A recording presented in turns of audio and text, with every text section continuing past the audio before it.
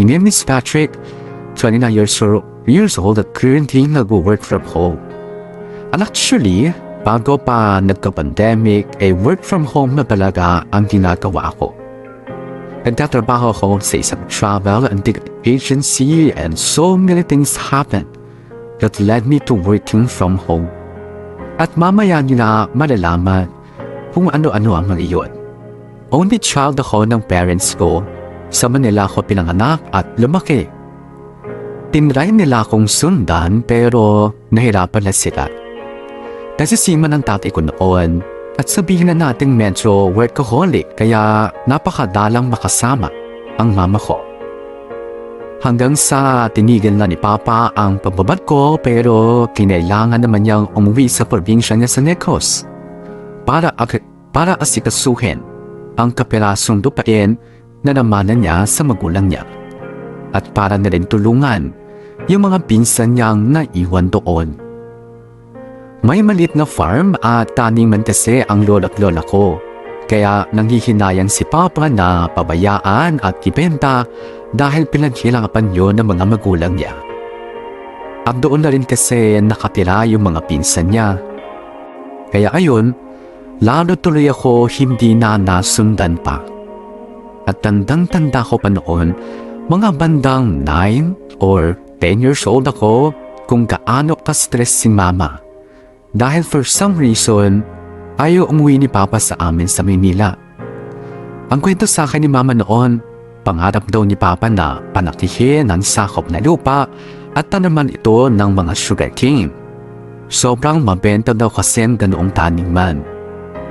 Nung una, syempre todo support si Mama. Pero nung tila wala nang napupuntahan ng pagsisikap ni Papa, doon na umalma si Mama.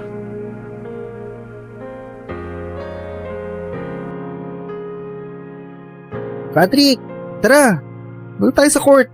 Basketball. Hindi ka na. Sige lang. Kayo na lang. Uwi na ako eh. Wala? Daya, wala naman tayong pasok bukas eh. Birthday ng mama ko, sira. Kakain kami sa labas. We, parang nung isang linggo lang birthday ng mama mo ha. Sira, hindi ako yun. Ngayon talaga birthday ng mama ko. Isang game lang eh. Isang game ka dyan. Antayan pa sa court. Nagpa-reserve ba kayo? Hindi, pero... Kitams? Mahabahabang antayan pa. Pagagalitan ako ng mama ko eh. Oh, kaya na lang ng kwek-kwek, dali. Narinig ko kasi kanina, pupunta sila Barbie dun sa bilihan ng milkshake eh. Katabi yun ang paborito nating kwek-kwek, di ba? Ang kulit. Sige na, aalis na ako. Daya, Bawi ako sa Monday. Bye! Ma? Dito na ako, Ma. Ma? Punyemas ka! Hindi ka marunong tumupad sa pangako mo! Huh? Si Mama ba yun? Bakit parang may kaaway? Puntahan ko na nga sa kwarto niya. Ma? Kahit kailan talaga wala ka nang inatupag kundi ang letseng lupa na yan! Na wala naman tayong napapala! Kung maghanap ka kaya na matinong trabaho, no? Nauubos na ang ipon natin, kakaasa mo na yayaman ka sa lupang yan! Ibenta mo na yan! Bumalik ka dito sa Maynila! Rose naman, akala ko ba susuportahan mo ako sa mga plano ko? Nag-usap na tayo, di ba? Mateo! 1 taon lang ang usapan natin, 2 taon na ang lumipas. Baliw na baliw ka pa rin dyan sa lupang yan! Pati pera ko nagagalaw mo na! Ano bang iniisip mo ha? Magiging hasyendero ka sa kakarampot na lupang meron ka? Alam mo namang umaasa din dito yung mga anak ng kapatid ni Papa. So sila balak mong alagaan, suportahan at samahan hanggang sa mamatay ka. Samantalang kami ng anak mo dito, binaliwala mo na. Hindi ko naman kayo binabaliwala, di ba? Nagpapadala naman ako ng mga panggastos nyo. Pag hindi ka kapos, Umuwi naman ako dyan tuwing kailan? Kada Pasko? Tong damuhong to, feeling OFW, nandyan ka lang naman sa Negros. Rose naman, yung pamasahe pa lang sa aeroplano, ibibigay ko na lang panggastos nyo. Kung naghahanap ka na lang kasi ng matinong trabaho, at hayaan mo na yung mga pinsan mo dyan. Mahirap ang buhay nila, Rose. At bakit? Buhay mayaman ba tayo? Sakto-saktuhan lang din naman tayo pero papunta na tayo sa paghihirap. Yung ipon ko, Mateo, yung ipon ko nagalaw na. Para kay Patrick yun, para sa pag-aaral niya. Ito porket hindi ko nabigyan ng regalo sa birthday kung ano-ano mga pinagsasabi. Sira ulo! Hindi na ako umasa sa'yo. Ang nakakasama lang ng loob, ayos lang sa'yo na hindi mo kami nakakasama ng anak mo. Birthday niya! Birthday ko! Wala ka sa tabi namin! Rose, konting pang-intindi lang ang kailangan ko. Pwes maghanap ka na lang ng ibang pamilya mo dyan. Total willing ka na may sakripisyo kami alang-alang sa walang katuturan mong pangarap. Che! Mama, Oh, Patrick. Kanina ka pa dyan? Ano, halika na. Kain na tayo sa labas. si Papa po, kumusta? Ay, nako. Huwag mo na alamin yung tungkol sa tatay mo. Today is my day. Huwag na natin pag-usapan ng taong wala naman dito. Kaya halika na, alis na tayo. Saan mo gusto kumain, ha? Kahit saan, Ma. Yung sa gusto niyo po, syempre. Okay, sige. Doon tayo sa may masarap na pasta. Ma. Hmm? Happy birthday po. Ito po, oh. Regalo ko. Ma, ayaw niyo po bang may regalo ako? Hindi. Akin yan. Ano ba to, ha? Huwag kang mag-expect, Ma. Yan lang po yung kaya ng naipon ko eh. Hairbrush?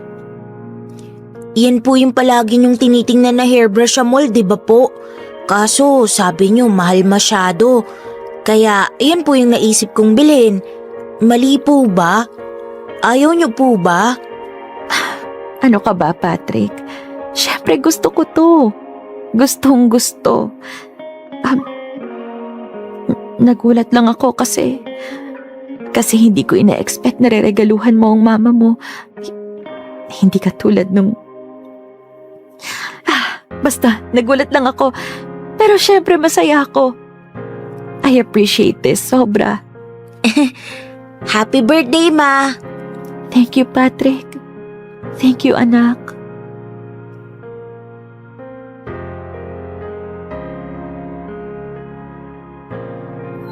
Mama, pagtapos natin dito, libre ko po kayo ng dessert. Huwag dun sa mahal ha. Meron po kasi akong ekstrang ipon pa. O kaya, pambayad na lang sa taxi. Gusto nyo? Para hindi na tayo mag-jeep pag-uwi. Ganda pa naman ang dress nyo, Ma. Ma? Mama? Ano iniisip nyo, Ma? Ay, may sinasabi ka ba? Ay, ano pong meron, Ma? Bakit magkaaway na naman po kayo ni Papa? Hindi kami. Oo na, sige na. Magkaaway na kami. Kailan ba kami nagkausap ng maayos ng tatay mo? Yung away namin noong January, hindi pa rin naman nasusolusyonan kahit ngayong Marso na. At alam mo kung anong nakakainis? Dinala pa kita dito sa favorite restaurant ng tatay mo. Kung ano-ano tuloy ang mga naiisip ko. Dapat talaga, doon na lang tayo sa may pasta at hindi dito sa Chinese restaurant na to. Bakit nga ba nandito tayo, Ma? Wala. Namimiss ko lang kasi ang tatay mo. Ay, puwisit na yan. Kaya ikaw, Patrick, dito ka lang sa mama mo, ha? Dito ka mag-aaral.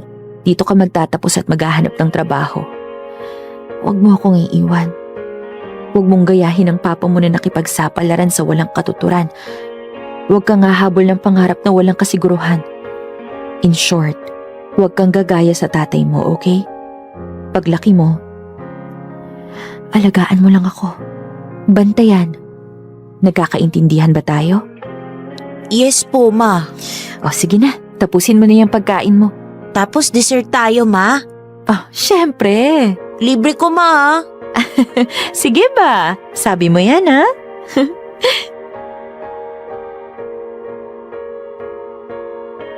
Si mama nga ang tipo ng babae na mabuting asawa, napakabuting ina lalo. Pero matapang siya at palagi niyang bina-voice out kung ano ang nararamdaman niya. At during that time, ramdam ko yung sobrang pangungulila ni mama kay papa. My mother loved my father so much. Pero kita kong napapagod din siya kakaantay kay papa. Kakaantay at kakapautang. May trabaho kasi si Mama dati pero pinatigil siya ni Papa. Malaki-laki ang naipon ni Mama para na rin sa pag-aaral ko. Ang kaso, naihiram ni Papa yung pera para pampondo doon sa maliit na taniman sa probinsya. Ang problema nga lang, hirap pa rin si Papa na itaguyod yung mga plano niya. Eventually kasi, sumuko din si Papa sa farm. Nagkautang pa nga, imbes na kumita. Kaya napilitan si Papa na humanap ng trabaho sa ibang bansa. Para sa kinabukasan ko, at sa kinabukasan ng mga kamag-anak ni Papa na pinangakuan niya ng magandang buhay.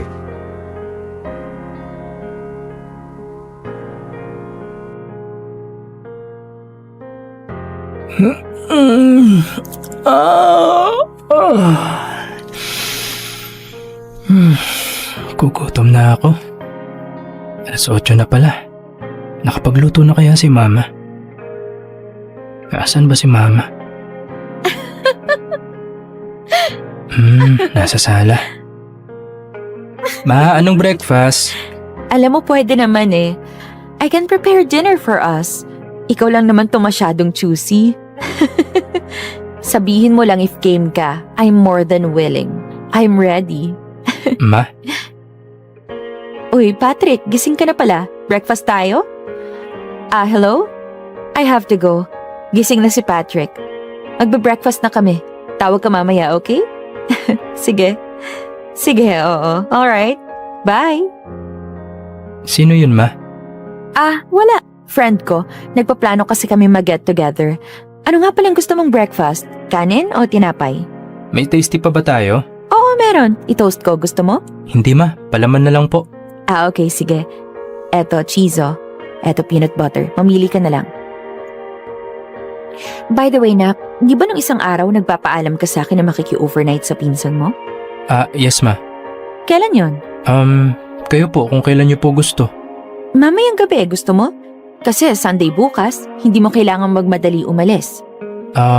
Pwede naman po. Kasi sakto may mga kaibigan akong pupunta dito. Barkada ko ng college. Ang tagal ko nang hindi nakikita eh. Sige po, Ma. Sabihan ko na po si Kuya Chris na sa kanila ako matutulog mamaya. Kaya pagkatapos mong kumain, tulungan mo ang mama mo na maglinis, ha? Para naman hindi nakakahiya sa mga bisita ko. Sige po, Ma.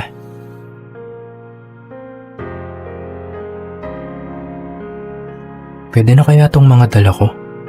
Damit, underwear, games. Magdadala pa kaya ako ng comic book? Hindi na siguro, baka video games na lang kami. Yan, pwede na to. Patrick? Ma? Okay ka na? Tapos ka na ba gumayak? Opo, Ma. Magsasapatos na lang po ako. Mag-taxi ka na lang, anak, ha? Para safe ka makarating sa bahay ni Tita Odette mo. Ay, sa mall na lang ako magta-taxi, Ma. Papunta kay na tita. Kasi may bibilhin pa sana ako sa mall eh. Oh, ano na naman yan, ha? Hindi, kasi magkikita kami ni Kuya Chris sa mall. Galing siyang trabaho para sabay na kami uwi sa kanila. Tsaka maliwanag pa sa labas, Ma, oh. Mag-aalas 5 pa lang eh. Oh, basta mag-iingat ka, ha? O, eto. Eto yung pang-taxi. Tapos, eto naman yung pocket money mo para may pambili ka ng pagkain o kung ano man. Okay, Ma. Thank you, Ma. Tao po! Oh, hi! Nandyan ka na pala! Ang aga mo naman! Akala ko kasi traffic kaya maaga ako umalis ng bahay. Sakto lang naman pala. Pasok ka! Pasok! Wow!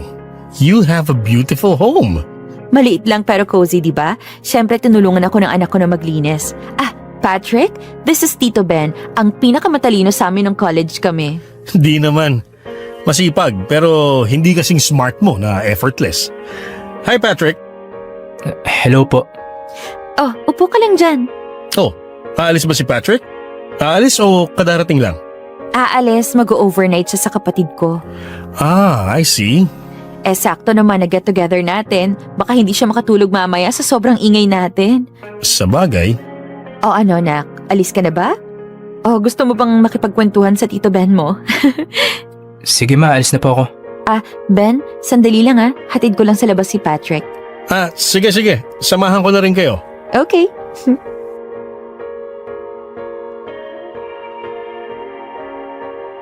Patrick, malapit na tayo sa bahay niyo. Gising na.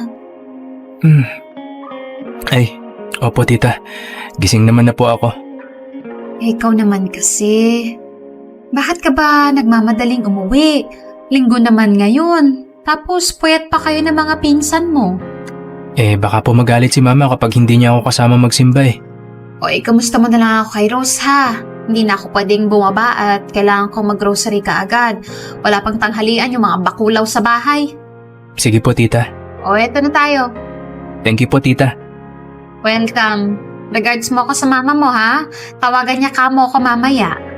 Okay po.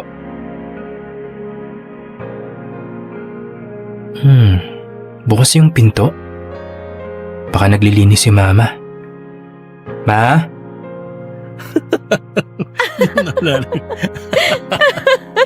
Grabe, hindi ko akalaing natatandaan mo pa yon. Ang tagal na nun sobra. Ano ka ba, Rose? Sa sobrang galing at ganda ng performance mo sa stage, kahit pa sabihin nating trip-trip lang yon, feeling ko lahat ng batchmates natin hindi makakalimutan yun eh. Well, kung ganon, di bongga. Kaya lang syempre noon yun, hindi ko na kayang kumanta-kanta ng malala ngayon. Ma? Uy, anak! Andyan ka na pala. Hey, Patrick! Ay nako, sakto. Maghahanda na ako ng lunch natin. Medyo maaga lang tayo kakain, okay lang ba? Total 11 a.m. naman na eh. Pwede na yan. Kamusta overnight mo sa mga pinsan mo? Napuyat ba kayo? Ay, for sure, di ba? Parang ganun na nga po. Video games? Opo. Oh, ano nilaro nyo? NBA po. Wow, really? Alam mo, naglalaro din ako minsan pag may time. Di ba, ganito? Isang araw, dadaling ko dito yung console ko para, tara, laro tayo, di ba? Invite mo rin yung mga pinsan mo, tas order tayong pizza. Oo, bago usapang laro, kain na muna. Dito po kayo natulog, Tito Ben? Nag-overnight po kayo dito? Oo. Lahat kaming bisita ng mama mo actually. Nauna lang umuwi yung iba, anak. Kasi Sunday, family day. Etong si Ben kasi, paano ko ba sasabihin? Malayo sa pamilya? Yeah. Yung kids ko kasi nasa ex-wife ko, nasa States sila. So, ako lang nandito basically. Kaya asahan mo, baka maging tropa mo din ako. Dadanasan ko pagdalaw dito. Talaga lang, ha? Kung magluluto ka ng masasarap na pagkain, bakit hindi?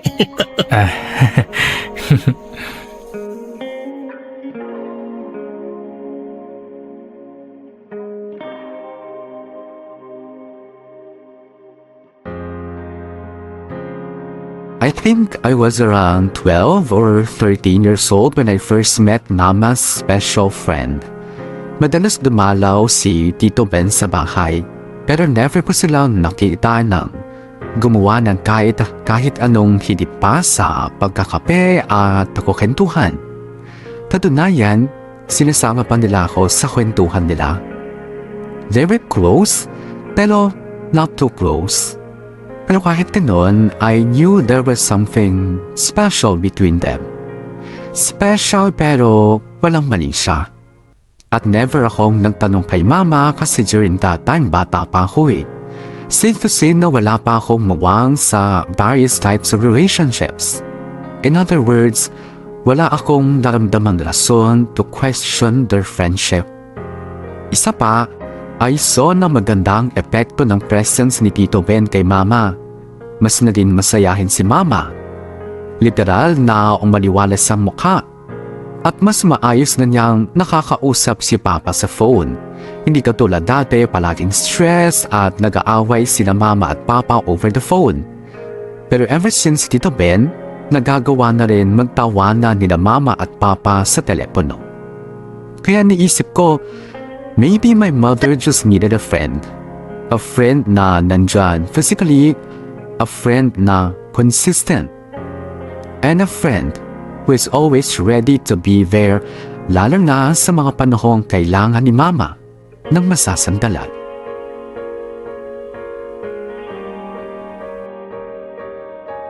Ma?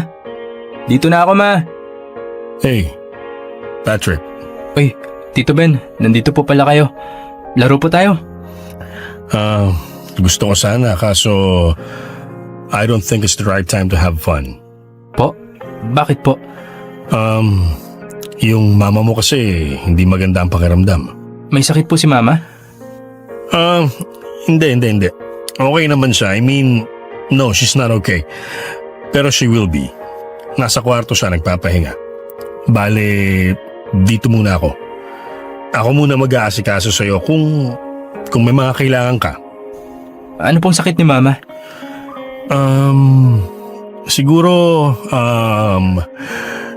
si mama mo na lang magsasabi sa'yo.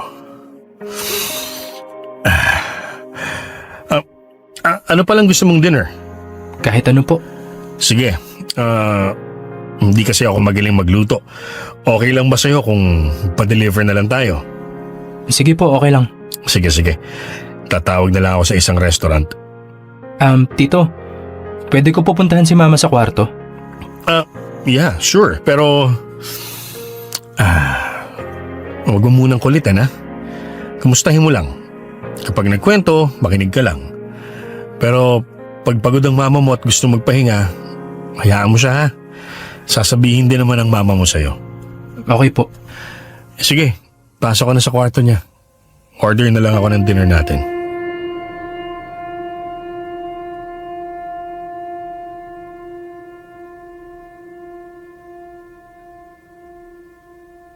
Mama? Ma? Oh, Patrick. Ngayon ka lang nakauwi? Nag-basketball pa po kasi kami. Ma, may sakit ka daw sabi ni Tito Ben? Hindi naman siya sakit, nak. May pinagdaraanan lang ang mama. Pero hindi ko pa kayang sabihin, anak. Okay lang ba? Hayaan mo muna ako magpahinga, okay? Usap na lang tayo bukas. Gusto niyo po kontakin ko si Papa? Hindi, anak. Hindi na kailangan. Atin-atin lang muna to, ha? Saka ko na. Basta, mama na ang bahala. Antayin mo lang ako kumalma. Sige po. Pahinga ka, Ma. See you tomorrow. Thank you, nak. Thank you.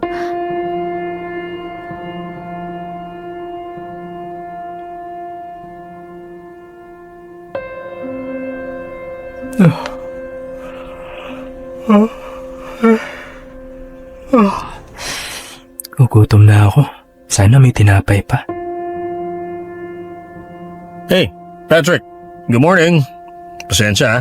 Medyo magulo pa yung sala. Hindi ko pa naitutupi yung mga kumot na ginamit ko. Diyan po kayo sa sala natulog, Tito? Oo pero nagluto muna ako ng breakfast nyo ng mama mo tsaka naligo. May kailangan kasi akong puntahan for work. Sige po. Ako na po magliligpit sa sala. Kumot lang naman po tsaka isang unan eh. Pasensya ka na ha. Wala pong problema. Nga pala, eto yung breakfast mo. Eggs and sausages.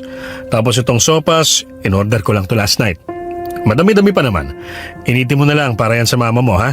Tapos subukan mo makabalik ng lunchtime. Pero pag hindi mo kaya, padadalan ko na lang kayo ng pagkain ha. Wag na po, Tito. Ako na pong bahala. Kaya ko naman po eh. May bilihan naman po ng mga ulam sa kanto. Hindi, ano ka ba? Tutulungan kita, lalo pat hindi maganda pakiramdam ng mama mo. Si mama po, tulog pa?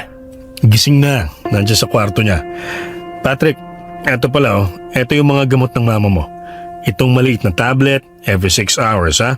Tapos itong isa, every 8 hours. Pero susubukan ko namang dumaan mamaya, tsaka tingnan natin if dito ulit ako matutulog mamaya. Tito, ano po ba talagang sakit ni mama? Sabi ko naman sa'yo, si mama mo na bahala magsabi. Basta, alagaan mong mama mo. Bantayan mo, huwag mong iiwan, okay? Huwag ka munang aalis ng bahay. Sige na, kain ka na ng breakfast para madala mo na rin ang mama mo. Aalis muna ako ha, at tatawag-tawag na lang ako. Okay po.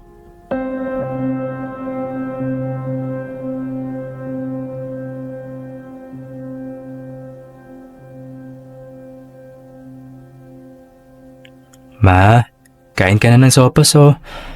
Dapat ubusin mo to ha, kasi iinom ka pa ng gamot. Sige na ma. Ayoko na, nak. Busog na ako. Iba ang busog sa walang gana. Pero kahit ganon, pilitin mo pa konti. Pwede na yung nakain ko. Akin na yung gamot ko. Eto mo. Eto tubig. Sige na, ilabas mo na yan. Hugasan mo na rin, ha? Akong bahala, ma. Ma. Pwede ko na po bang malaman kung anong sakit nyo? Kinakabahan na po kasi ako eh. Huwag ka mag-alala, anak. Hindi naman ako mamamatay. Ma, sabihin mo na. Ano bang nangyayari sa inyo? Alam mo kasi, anak, may mga bagay kasi sa mundo na hindi mo pa maiintindihan. Siguro kapag medyo tumanda ka pa ng konti. Ma, Ganito na lang. Sabihin na lang natin na akala ko magiging kuya ka na. Finally. Pero ayaw ni Lord. Binawi niya yung dapat sana magiging kakampi mo sa buhay. Nandun siya, pero walang tibok yung puso.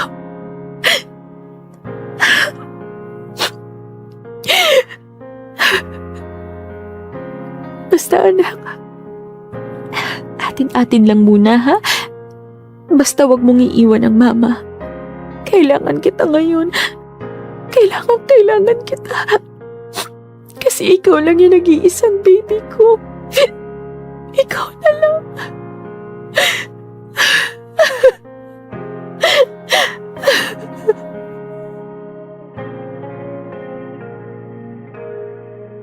Pasensya na kung hindi eksakto ang timeline ko pero I think I was 15 years old siguro during that time.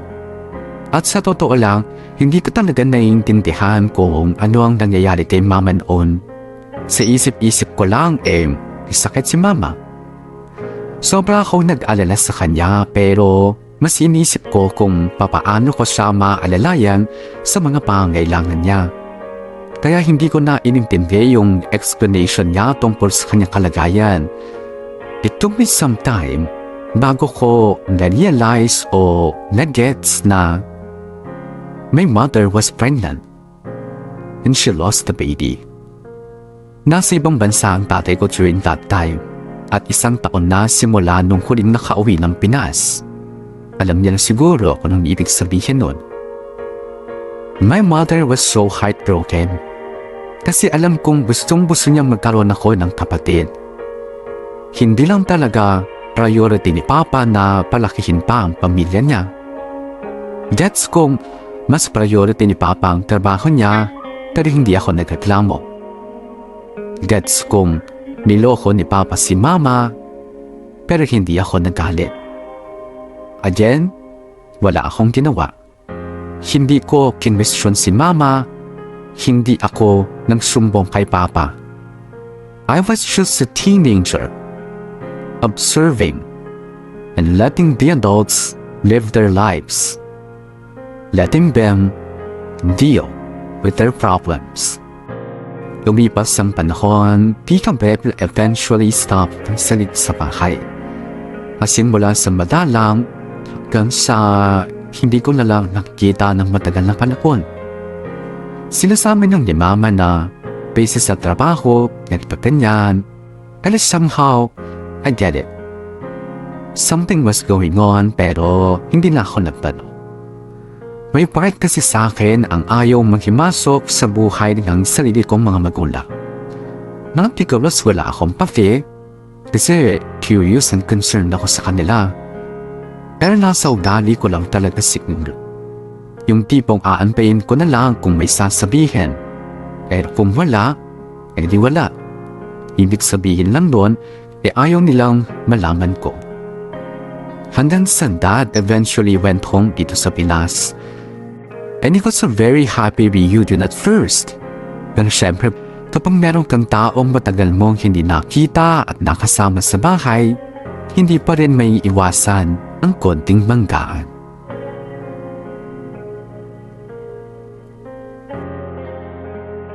Good morning, Ma. Morning pa. Oh, kain na. Papasok ka na ba sa school? Opo. Oh, sige, kain na.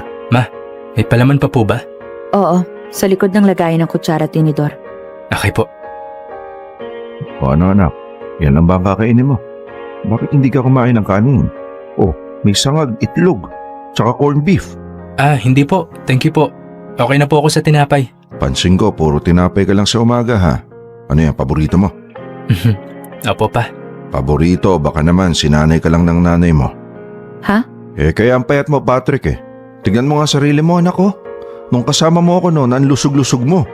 Pero nung kayo na lang ng mama mo, ewan ko ano nangyari. So anong gusto mong sabihin? Pinapabayaan ko si Patrick? Hindi yun, Rose.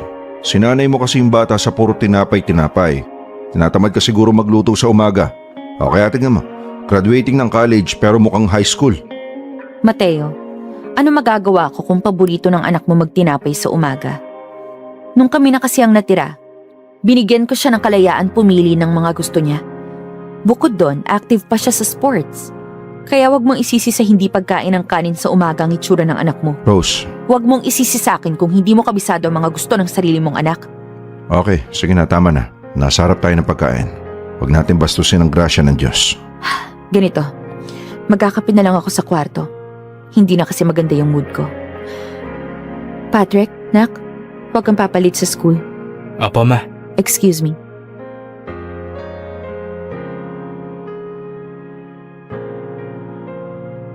Nak? Pa. Ganyan pa talaga kasungit ang mama mo? Di ba dapat alam mo yan, pa? Iba yung toyo niya pag nasa malayo ako nandito na naman ako. Tanong ko lang, natural bang ganyan siya? Hindi naman po. Ikaw naman kasi pa, inasar mo eh. Uy, hindi Gusto ko lang kasing malaman bakit hindi ka nasanay kumain ng kanin sa umaga. Patrick, yung totoo. Hindi nagluluto mama mo, no?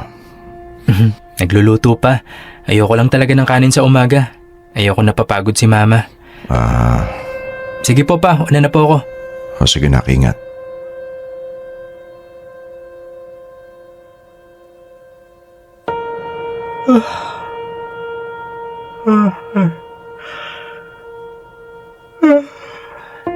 Grabe ang sakit ng paa ko.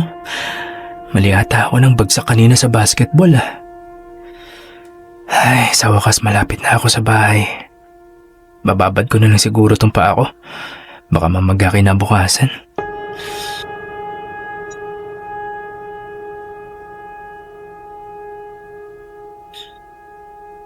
Ma? Pa? Ma? Patrick! Mag-empake ka ng damit mo at saka uniform. Doon na muna tayo sa pinsan mo matulog. Po? Bakit po? Basta! Oo nga naman, Rose. Bakit kayo dun matutulog, ha? Iniiwasan mo ako? Tapos idadami mo pa yung anak ko? Alam mo ikaw? Bakit ba ayaw mo akong tantanan? Buong araw mo ako binibuwis at wala ka nang sinabing maganda. Puro ka tanong. Sinagot ko na, magtatanong ka ulit. Hindi ko na alam kung anong gusto mong sabihin ko para lang magtigil yung bunganga mo. O edi sabihin mo ang totoo. Ano po bang nangyayari? Kung ilagay mo kasi ang sarili mo sa posisyon ko. Ang tagal-tagal kong nawala sa piling nyo. Ang tagal at alam mo yan. Pero hindi mo ako nagawang lambingin. Niyakap, lalo na halik, ayaw mo. Malamang hindi na ako aasa ng higit pa doon. Subukan mo lang. O, kita mo na. Kaya ipaunawa mo sa akin bakit diring-diri ka sa asawa mo. Dapat nga ngayon tayo bumabawi sa isa't isa, di ba? Alam mo, Mateo, hindi ko alam kung tanga ka lang ba o nagpapatay mali siya ka lang. Sa'yo na mismo nang galing, di ba? Ang tagal na nating hindi nagsama. Tapos anong gusto mo? Lambing? Halik? Siping? Nandiyan si Patrick, Rose, baka nakakalimutan mo. Matanda ng anak ko. Naiintindihan na niya ang sitwasyon. Na ang tatay niya na ayaw umuwi at makasama ang pamilya, biglang naghahanap ng lambing o kung anong kaabnormalan. Wala pa ngang isang linggo simula nang umuwi ka rito. Hindi nga yata uwi to Baka dumaan ka lang tapos lalayas ka na rin ulit. Ang sabihin mo, baka hindi mo lang talaga ako mahal. Baka meron ka ng ibang mahal. At hindi malabong mangyari yon. Ganon. Di sige. Ibabalik ko sa'yo yon. Siguro ikaw nagkaroon ka ng iba. O baka meron pa. Kaya inabot ka ng dekada bago pumirmi dito. Hindi malabong mangyari, di ba? Wala akong naging karelasyong iba. So, paano ka nakatagal na hindi nakakasama ang asawa mo? Teka nga, so ano ba gusto mo mangyari ha? Kung wala akong karapatang humingi ng lambing sa asawa ko, anong gagawin ko? Kailan ako magkakaroon ng karapatan? Ha? Sige nga. Subukan mong manatili dito ng ilang buwan ang hindi lumalayas. Tuparin mo ang pangako mong babawi ka sa pamilya mo. Tignan natin. Baka by that time, may amor na ako sa'yo. Patrick! Ma, Mag-empake ka na ng pantulog at uniform mo para bukas. Doon tayo sa tita Odette mo matutulog para makapag-isip-isip ng matiwasay at bumalik sa katinuan niyang tatay mo. Dalian mo! Gagayak na ako!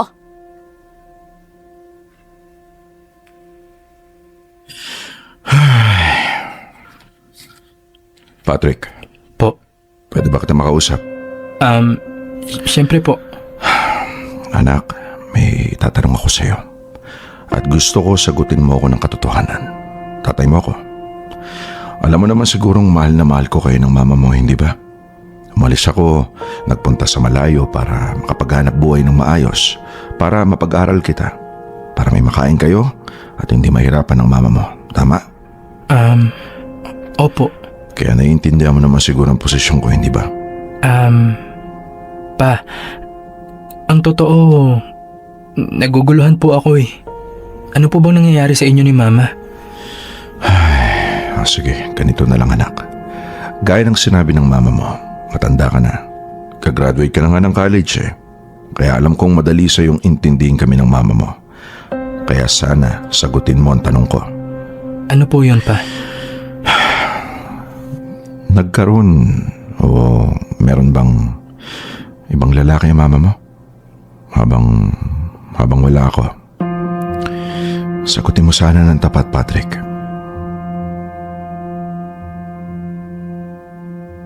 Wala po. Wala? Sigurado ka? Wala po, Pa. O baka naman hindi mo lang alam. Kung ganun po, di wala po akong alam. Kami lang po ni Mama dito sa bahay, Pa. Kami lang po ang magkasama palagi. Patrick, ready ka na? Aalis na tayo! Excuse lang po, Pa. Mukhang gustong subukan ni Mama na siya naman ang mang-iwan sa inyo.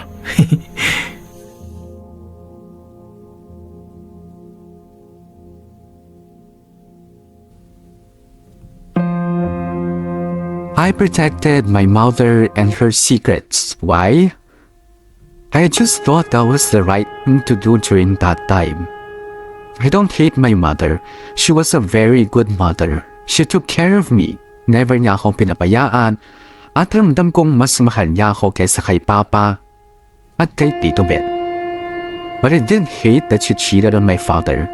Yun lang ang nakita kong kapentasan niya. Ang papa ko naman, he was a kind and gentle man. Palagi niya akong kinakamusta. Lahat ng gusto ko, ginagawa niya ng paraan para maibigay sa akin. Not that I'm a spoiled brat, pero never akong nanganib na hindi makapag-aral. Never akong nagutom, and I owe it all to his hard work. Kaya masakit na nagloko ang mama ko, pero somehow, I felt like Dad deserved it a little. Kasi Dad was a workaholic man. He loves working, and he prioritized his work more than anything. More than anyone. Parang kailangan palagi siyang merong goal. Merong kailangan gawin, merong patunayan. In short, hindi ko naramdaman kay Papa ang kagustuhang makasama kami. He's a good provider, but an absentee provider. Kahit nung nasa bahay siya, hindi siya mapakali. Parang may mga gusto siyang gawin na hindi ko maintindihan. Hindi na kayang pumirme at mamahina na napakatagal. Our lives changed when Dad came home to live with us for good. Pero lalong nagbago nung si Mama naman ang umalis for good.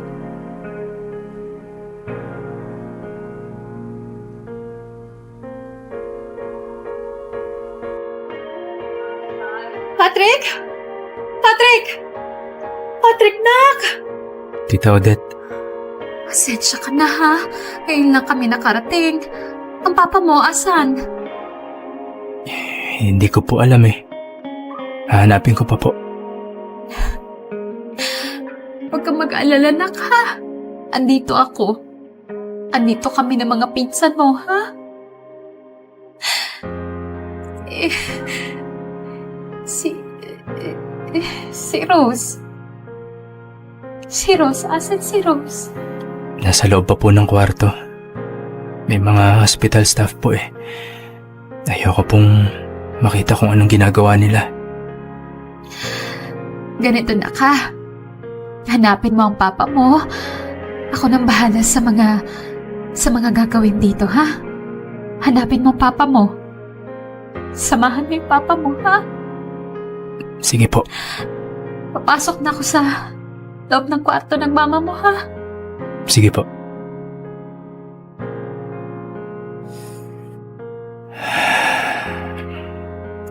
Nasaan naman kaya ang tatay ko?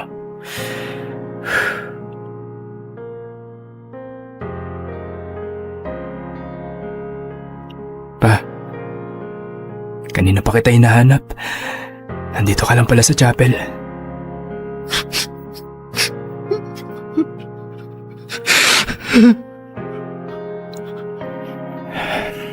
Bakit ka umalis? Iniwan mo ako sa kwarto. Kung ano-ano pinagsasasabi ng staff. Wala naman ako maintindihan. Tsaka, dumating si Tita Odette. Kanina ka pa din hinahanap. Si Tita na nag-aasikaso. Siya na daw pong bahala sa lahat. Para daw makapagpahinga na tayo. Pero kailangan ka pa rin doon. May mga pipirmahan ka pa. O ano daw? Ikikremate ba ang mama mo? Hindi daw po, sabi ni Tita Odette. Sayang daw po yung ganda ni Mama. Bakit naman ganito, anak? Isang taon lang yung binigay sa akin para makasama yung mama mo. Isang taon lang tapos ganito. Ganito lang ito na yun. Kung hindi ba ako buhay, mas mahaba ba ang buhay niya? Ha? Kasalanan ko ba? Paano malas ba ako? Kasi ayos naman siya nung wala ako, di ba? Pero ito, dumating lang ako. Pumicture lang ako. Ganito na yung nangyari. Sana pala hindi na lang ako umuwi. Sana pala nanatili na lang ako sa malayo. Sana hindi na lang ako bumalik.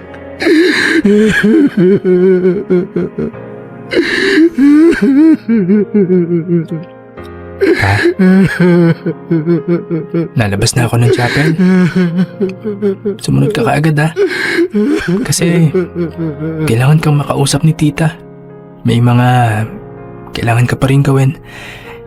Tuloy na lang natin to pag uwi natin sa bahay. Lalabas na ako.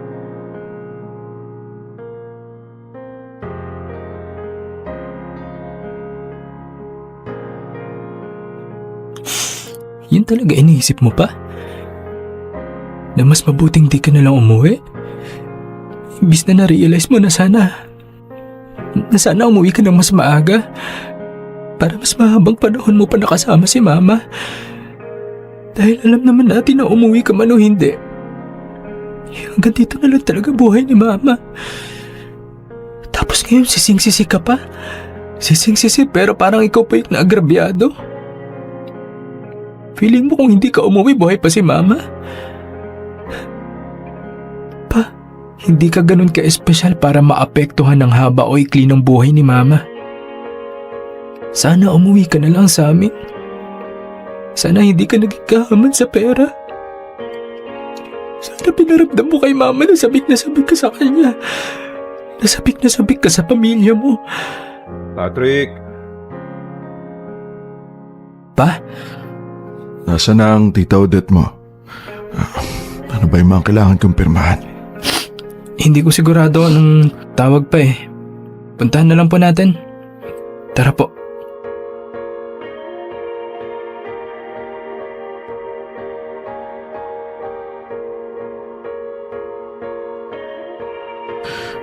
Patrick, kisingin mo na lang ako bukas kapag kailangan na natin umalis, ha? Sige pa. Matutulog na ako, pero sa sala muna ako matutulog. Parang hindi ko pa kaya sa kwarto namin ang mama mo. Kabahala pa. Magpapahinga na rin po ako. Sige, anak. Parang ayoko matulog dito. May tumatawag. Sino to? Number lang? Hello? Hello? Patrick? Sino po sila? Tito Ben mo to, Patrick. Kayo po pala, Tito Ben. Paano niyo po nalaman number ko? Nakuha ko sa Tita Odette mo. Kilala po kayo ni Tita Odette? Yes, since college. Ano kasi, nabalitaan ko yung nangyari sa mama mo. I'm so sorry, Patrick. I'm so sorry for your loss. Your mom, Rose was an amazing woman. She's a good mother, a very good mother. At mahal na mahal ka niya. Mahal na mahal ka ng mama mo. Alam ko po, Tito.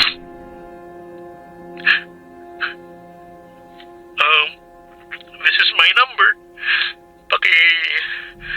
Paki-message na lang ako kung saan yung wake ng mama mo, ha? Okay lang ba? We had a wonderful friendship. Kaya, I wish to see her again for the last time. Tito, wag na lang po. I'm sorry? Wag na lang po kayo pumunta. Kasama ko po si Papa. Mas mabuti si Papa ko na lang po ang nandun. Hindi na po kayo kailangan. Sasabihin ko rin po kay Tita Odette. Sige po, Tito. Magpapahinga na po kasi ako eh. Thank you po sa pagtawag. God bless po. Teka,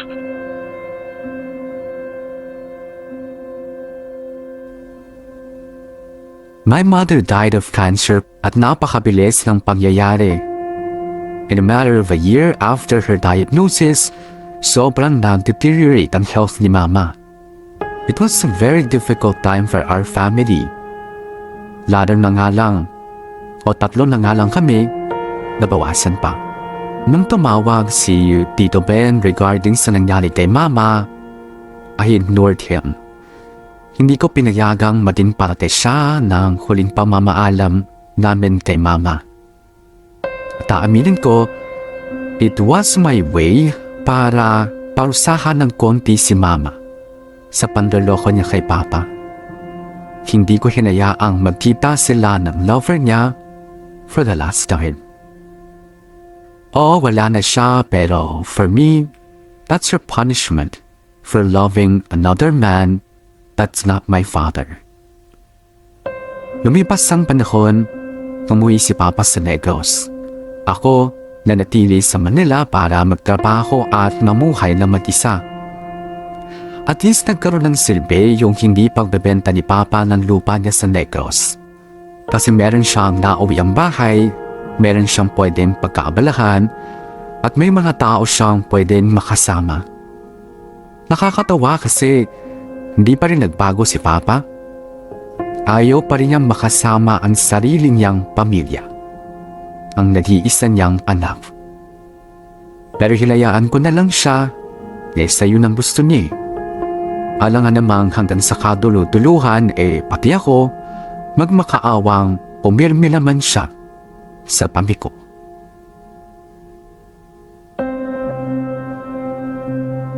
Patrick! I need your help! I need your help! Nabura ko sa folder ko yung mga files na kailangan i-print para sa meeting natin mamaya. Pero, di ba sabi mo gumawa ka ng backup nandito sa laptop ko? Asa na? Oh my God! I-update ko pa yung nakasulat doon. Alam mo ikaw, palagi ka na lang nakakabura ng files. Gaano ka ba kapasmado at di mo makontrol yung pagpipindot mo? Oo na, sige na! Dalian mo na, tulungan mo na ako. Iwan mo dyan yung laptop mo. Ako nahahanap, ako na rin magpiprint. Tatapusin ko muna tong akin syempre bago ko atupagin yung sayo. Oh, sige, push. Balitaan mo ako ha. Lilibre na lang kita ng kape. Love you! Ano ba tong mga tao sa opisinang to? Parang mga bata lahat. Kailangan alalayan, bantayan, paalalahanan. Diyos me.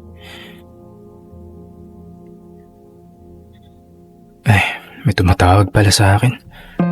Pag ito, hihingi na naman ng pabor. Pinsan ni Papa? Sagutin ko nga. Hello po? Oy, hello Patrick. Kumusta ka na? Ayos lang po. Bakit po kayo napatawag? May nangyari po ba kay Papa? Asa po siya? Ay, naku anak. Huwag ka na mag-alala. Ayos lang naman ang papa mo. Sa ngayon, ha? Bakit po? Ano po meron? Asan po si Papa? Nandito naman siya sa bahay. Natutulog ngayon. Buti nga at nakatulog na. Pero anak, baka pwedeng madalaw mo ang papa mo. Ay, syempre po. Umuwi naman po ako, di ba? Hindi, kasi napapansin namin na palala ng palala ang papa mo. Di ba nung una ikaw nagsabi na ang tahimik ng papa mo palagi? Opo. Pero ngayon kasi anak, nakangayayat na siya ng sobra eh. Hindi palakain. Saka halos hindi na natutulog. Kumikilos naman sa umaga. Pupunta sa taniman, sa ganyan. Pero hindi kumakain ng sapat. Palagi ding wala sa oras ang kain. Madalas tubig lang ng tubig. Palaging balisa. Hindi makatulog sa gabi. Lalim na nga ng matay. Teka, kailan pa po nag-umpisa yan? Sa 7 buwan niya dito, mga 3 buwan na siyang ganyan. Dinala nga namin sa ospital para ipa-check up. Wala naman daw sakit. Naisip ko baka sa utak ba? Gets mo ba? Opo. Pero ikaw ang mas nakakaalam yan. Kailan ka ba makakauwi dito? Bale, sige po, mag-emergency leave po ako. Bukas ng gabi ho, makakabiyahe na ako pa uwi. Tatapusin ko lang po yung mga dapat kong tapusin. Sige na. Ayos yan. Para matingnan mo agad itong papa mo. Sige po. Paantay na lang po ako. Salamat po sa pagtawag at pag-update. O siya, sige. Ingat sa biyahe ha. Ayaw kami kausapin ng papa mo eh. Baka sakaling magsalita sa'yo kapag nakita niyo yung nag-iisa niyang anak.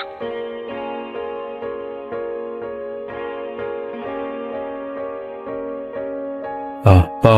Kain ka pa. Kulang pa yung kinain mo. Ayoko na. Isa na lang. Kahit isa na lang. Masarap tong lugaw oh. Sayang naman yung niluto ni Chong at Chang. Ayoko na nga. Kapag sumubo pa ako ng isa, maduduwal na ako. Lalong masasayang ang pagkain. Nawiwili ka ng gumamit ng mga palusot pa ah. Pero sige, pagbibigyan kita. Pero mamayang hapon magmimerienda ka ha. Pandesal na may keso, okay? Teka, hugasan ko na itong pinagkainan natin.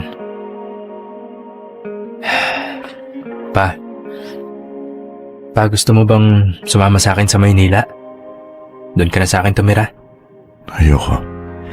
Feeling ko lalo ka lang malulungkot sa lugar na to eh. Ang ganda nga ng view pag masaya ka. Pero pag ganyan, gaya mo, lalo lang nakakalungkot. At least sa Maynila, maraming tao, maraming ilaw. Marami kang pwedeng puntahan tsaka kausapin. Hindi ka mawawalan ng pwedeng gawin.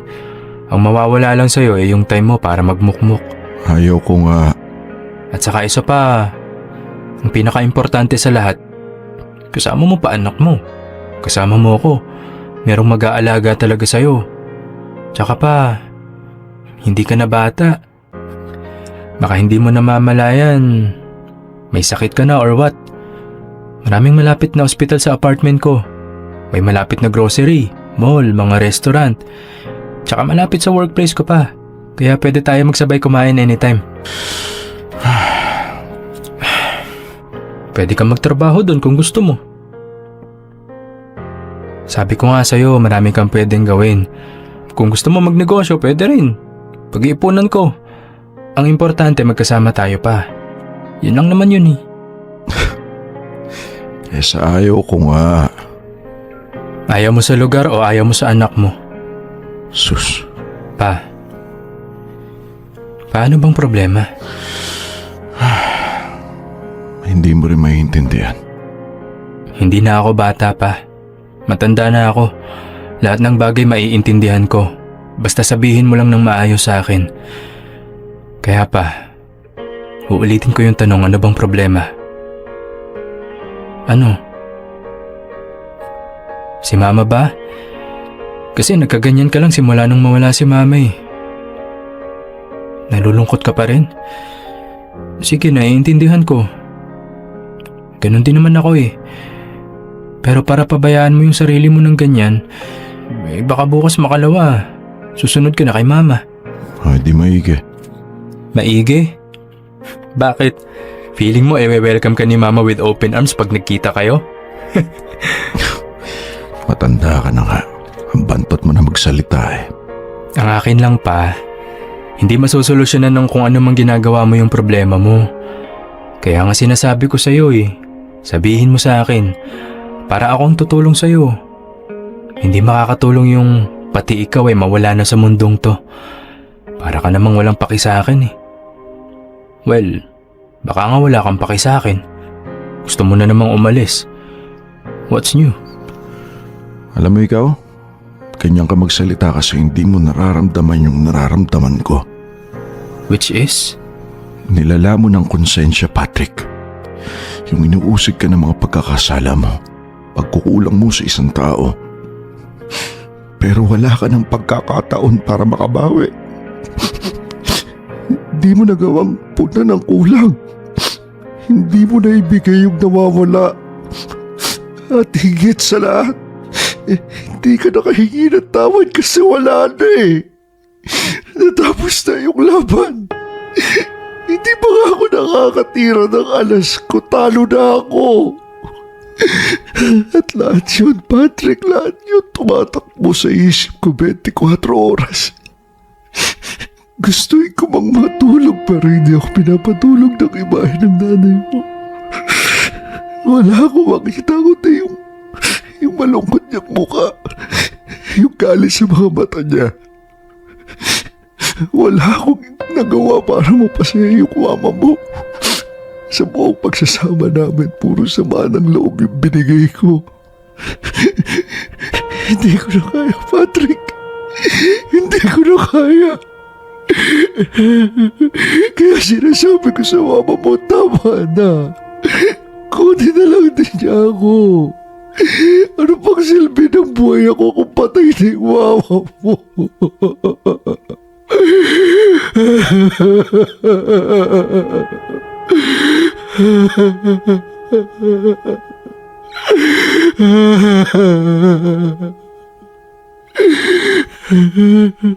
Pa, hindi ko alam kung ano yung mga tamang salitang kailangan kong sabihin para mawala yung nararamdaman mo, pero sana pakinggan mo ako. Pakinggan at paniwalaan. Oo, tama ka. Marami kang binigay na sama ng loob kay Mama. Yung mga panahong nagmamakaawa siyang umuwi ka na pero ayaw mo pa rin. Pero gusto kong malaman mo na naging masaya si Mama sa buhay niya. Maraming beses siyang tumawa, nagalak, at masasabi kong naging kontento siya sa buhay niya. Hindi puro iyak si Mama. Marami din siyang saya. Sobrang dami.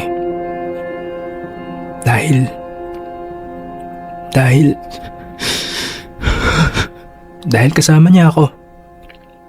Lahat ng pagmamahal niya na nakalaan para sa'yo, sa akin na lang din niya binuhos. Inalagaan niya ako, inasikaso, prinotektahan at minahal ng sobra-sobra. At masayang-masaya na siya na makita ako lumaki ng maayos. At yun ay dahil na rin sa sipag at tiyaga mo, Pa. Kaya Pa, makinig ka sa akin. Tignan mo ko. Tignan mo ko, Pa. Sinisiguro ko sa'yo, wala kang dapat alalahanin. Mas maraming masasayang pagkakataon si Mama kaysa sa malulungkot. Nagawa niyang mga gusto niyang gawin. Natapos niya yung mga kailangan niyang tapusin. She died happy and contented. Yun na lang, Pa. Yun na lang yung panghawakan mo. Nangyari na yung mga nangyari. Kasama na ni mamang namatay yung sinasabi mong mga sama ng loob niya sa'yo. Tanggapin mo na pa. Tapos na.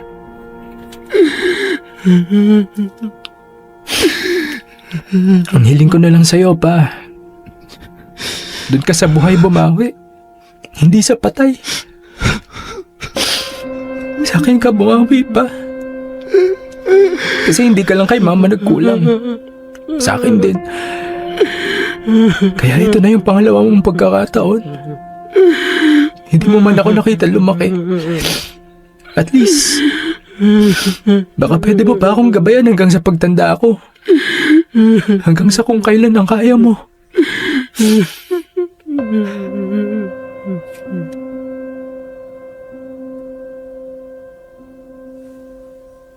Doon pa lang na-realize na my father was blaming himself for my mother's death. Or more like, pinagsisisihan niya namatay si mama nang hindi man lang niya naibibigay ang lahat sa nanay ko. Masakit man isipin pero my parents lived a lonely marriage. My mother was a lonely wife. My father now is a lonely widower. Pataaminin ko at the back of my head, Dad deserved the agony. Siya naman kasi ang may gawa nun sa sarili niya. Mabibilang ko sa daliri ko kung ilang beses ko lang nakasama ng matagal si Papa sa buong buhay ko. At ito na lang dahilan kung bakit ako napunta sa work from home setup kahit bago pa man ng pandemic. Nagkaroon kasi si Papa ng depression kaya kailangan ko siyang alagaan at bantayan. Baka kasi kung ano ang gawin niya sa sarili niya. Hindi ako papayag. Kasi kailangan pa niyang bumawi sa akin. Kailangan pa naming bumawi sa isa't isa. Dapat ma-realize niya na somehow, my mother died so he can step up as a father. Kahit pa sabihin nating matanda na ako, wala naman sigurong age limit ang responsibilidad mo bilang isang magulang. Hanggang dito na lang ang kwento ko. No happy ending kasi buhay pa naman kami. Okay naman na ang lagay ni Papa, pero hindi ko masabi kung nakarecover na siya sa mga pinagdaanan niya. Mahirap kasi magtiwala sa patawa-tawa at pangiti-ngiti ng isang tao. Kaya sana kahit papaano masama niyo kami sa prayers ninyo. Kami at yung mga katulad naming sitwasyon.